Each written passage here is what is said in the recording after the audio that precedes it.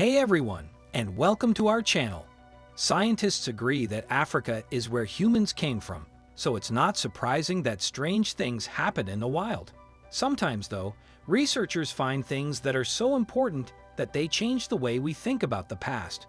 Here are some of Africa's most amazing archaeological finds. Let's start with 1924, when a child's skull was found in South Africa. Even though Africa is known as the cradle of humanity, the discovery of a child's skeleton, thought to be only 3-year-old, changed scientists' ideas about how humans evolved. Traditionalists were shocked when the fossil of the Tong kid was found in South Africa in 1924. The skull was about 2.5 million years old, and before it was found, Charles Darwin had suggested that modern humans came from Africa.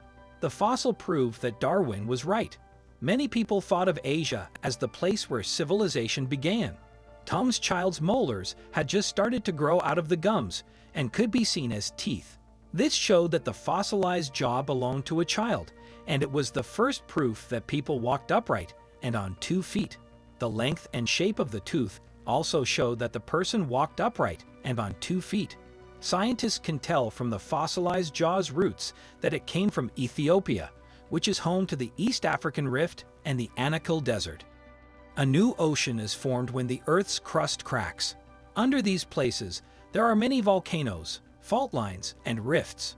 People and animals in this area have gotten used to the harsh weather and frequent earthquakes. When the nearby Davao volcano erupted in 2005, a large fissure opened up in the Earth's crust, and many people in the south said they saw the Earth's crust open up like a zipper.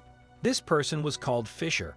It only took a few days for this to happen, but for months afterward, the desert floor was full of hundreds of rifts. Usually, it takes a long time for oceans and mountains to form, but this is happening at a very fast rate. The fact that animals are said to turn to stone at Lake Natron in Africa adds to the mystery of the lake. Lake Natron is in the Arusha region of Tanzania. The name of the lake gives you an idea of how it got its name. Natron is the name of a compound made of sodium carbonate and sodium bicarbonate that has been hydrated. The lake is one of the most interesting and strange things to see in nature. From a distance, the lake looks normal, but up close, you can see a red crust on its surface. This is caused by microorganisms in the mineral-rich waters of the lake. The fact that natron was still a good food source made the nearby volcanic peaks even more interesting. The water has about 80% salt and is about 40 degrees Celsius. Because of these things, many Tanzanian species could almost live in Lake Natron. During the dry season, the high concentration of salt in the air causes a strange phenomenon. Many photographers and filmmakers from all over the world have recorded the petrification of all living things in the area. This is a stark contrast to the gentle waters of Africa's lakes and rivers. The level of pH in Lake Michigan can get as high as that of ammonia, which burns the eyes and skin of any animal that comes in contact with it. Even so, flamingos think the lake is a great place to nest and hang out. Even the most knowledgeable historians and archaeologists can be shocked by how quickly one piece of fossil evidence can change everything they know. In 2013, this jaw was the oldest fossil of a person found in Ethiopia.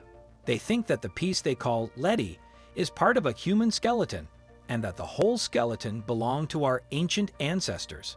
Scientists are carefully looking at all of the hominid bones found around the world to put together a timeline of how our ancestors evolved. After a long investigation, they found that the jawbone belonged to a human between 2.75 and 2.8 million years ago. This puts it more than 400,000 years before the oldest known human fossil, which means that the family tree of our ancestors has been pushed back in time.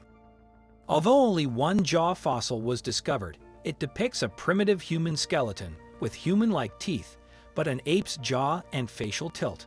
While the age of the lead eye jaw has been determined, not much is known about the time period in which he lived. And when they were found, the world was far from being fully understood and explored. According to reports, the electric blue color of the meteorite is what makes it stand out. In 1990, archaeologists in Sierra Leone, West Africa, found it. Myths say that the stones were once heavenly beings who broke the rules and were sent to earth. They were thrown into the Rith and buried after God turned them into stone. The stone was broken up and tested, and its chemical makeup was found to be 77 oxygen and 20 carbon atoms with traces of lime and silicon. This showed that the local myths might not be too far from the truth. The carbon dating of these stones shows that they came to Earth between 2,500 and 17,000 years ago. These meteorites have been treasured by cultures all over the world since ancient times, no matter where or when they were found.